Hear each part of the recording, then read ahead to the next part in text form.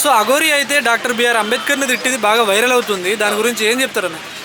అన్న అఘోరి పరిస్థితి ఎలా ఉందంటే రోజు రోజుకి ఘోరంగా అయిపోతున్నాడు.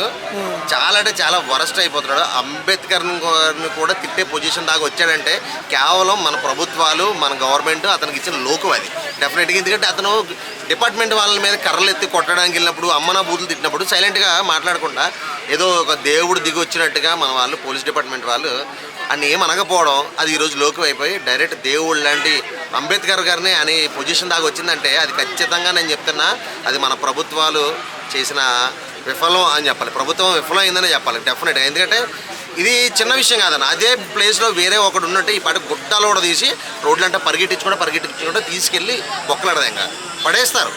మరి వీడి పరిస్థితి ఏందిరాయా అంటే నాకు అర్థం కావట్లేదు. ఒక విషయం నాకు అర్థం కావట్లేదు ఏంటంటే అసలు ఈ అఘోరి వెనకాల ఉన్నది ఎవరు, మెయిన్ ఉన్నది ఎవరు?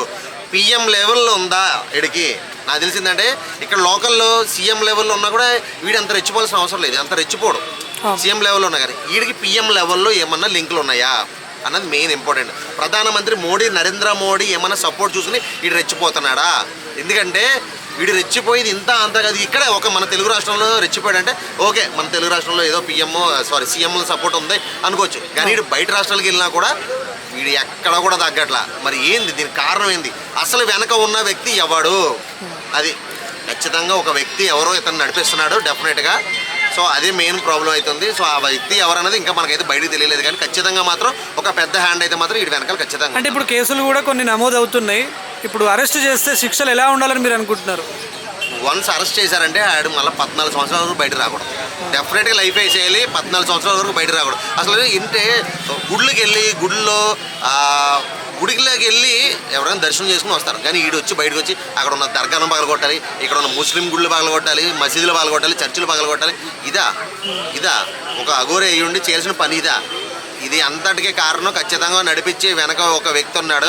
ఆ వ్యక్తి ఎవరో తెలియదు కానీ ఆడి సపోర్ట్ చూసుకొని వీడు ఇంత రెచ్చిపోతున్నాడు. లేకపోతే ఇది లేదు. పోలీస్ డిపార్ట్మెంట్ వాళ్ళు భయపడిపోయిందన్న. నాకు అర్థం కావట్లేదు. కొట్టడానికి వెళ్తుంటే పోలీసు వాళ్ళు భయపడబెట్టి అసలు మామూలుగా ఒక వ్యక్తి ఎవరైనా సరే సూసైడ్ చేసుకుంటారని నెత్తి మీద పెట్రోల్ వేసుకుంటే ఆన్ ది స్పాట్ అరెస్ట్ చేయాలండి. ఆన్ ది స్పాట్ అరెస్ట్ చేయాలి. ఎందుకంటే సూసైడ్ చేసుకోవడం అనేది కూడా చట్టరీత్యా నేరం. ఆత్మహత్య అనేది కూడా చట్టరీత్యా నేరం. ఖచ్చితంగా వాడిని జైలుకి తీసుకెళ్ళి జైల్లో పడేయాలా, వాడికి కౌన్సిలింగ్ ఇవ్వాలా. ఒక 1 వీక్ వరకు బయటకు తీసుకురారు. ఎందుకంటే బయటకు వస్తాడు ఎక్కడ చచ్చిపోతాడు నిజంగా అని చెప్పి. మామూలుగా నాలాంటి సూసైడ్ అటెంప్ట్ చేస్తే ఇమ్మీడియట్లీ తీసుకెళ్ళి అరెస్ట్ చేస్తారు, వెంటనే జైలుకి వేస్తారు డెఫినెట్గా. అది కొందరు ఏమంటున్నారు అంటే 3rd డిగ్రీ ఇవ్వాలి, లేకపోతే ప్రతి వాడు వచ్చి అంబేద్కర్ని తిట్టడం, రాజ్యాంగాన్ని అవహేళన చేయడం జరుగుతుందని కొందరు అట్లా కూడా అన్నారు. దానికి ఏమంటారు? అసలు ఫస్ట్ ఆఫ్ ఆల్ అరెస్ట్ చేస్తారా లేదనేది సందేహంగా ఉంది. ఎందుకంటే అతను వెనకాల ఉన్న వ్యక్తి ఎవరో తెలియట్లేదు. First arrest. ఇప్పుడు జనాలు అయితే కొడతాను రెడీగా ఉన్నారు, అటు కన్నడ పడితే పగలు కొడతాను రెడీగా ఉన్నారు. కానీ డిపార్ట్మెంట్ వాళ్ళు ఏమీ చేయలేకపోతున్నారు. ఎందుకు ఈ గవర్నమెంట్ విఫలం ఎందుకు అవుతుంది అటు విషయంలో? నాకు అర్థం కాని విషయం ఏంటంటే అదొకటే మెయిన్. సో ఇప్పుడు వెనకాల సపోర్ట్ ఎవరు ఏంది? ఖచ్చితంగా అయితే మాత్రం ఒక పెద్ద మనిషి, ఒక పెద్ద హస్తం వెనకాల ఉండబట్టే ఇతను ఈ రేంజ్లో రెచ్చిపోతున్నాడు. సో ఇతనికి బుద్ధి చెప్పాలంటే ఏ గవర్నమెంట్ వల్ల కూడా కాదు, డెఫినెట్గా ప్రజలే బుద్ధి చెప్పాలి. వీడికి కనపడితే కొట్టేసిన మాత్రం ఖచ్చితంగా ప్రజలే. అండ్ ఈ ట్రాన్స్జెండర్స్ ఎవరైతే ఉన్నారో వాళ్ళు వీడి కనపడితే పగలకూడదామనే చూస్తున్నారు, రెడీగా ఉన్నారు. సో అంతే అన్న, ఇంకా మనం చేసేది ఏం లేదు. కానీ ఖచ్చితంగా నేనైతే చెప్తున్నా ఇది క్షమించరాని నేరం.